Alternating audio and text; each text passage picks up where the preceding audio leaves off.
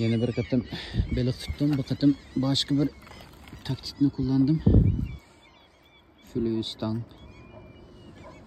Miyag bir çivin. Otturgu bölüne, ayak bölüne üçüne. Kendimi bana attım. Ayak etip asla aşağı gideceğim bana da. Yeni bir katım sınayım. Çok güzel. Çok güzel.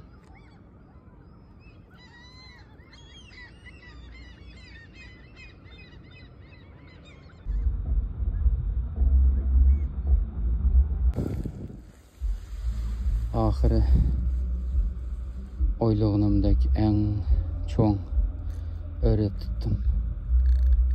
Acayip güzel. Bir 700 gramla bağışıray. Of. Çok güzel ya. Harika. Ahır tuttum seni.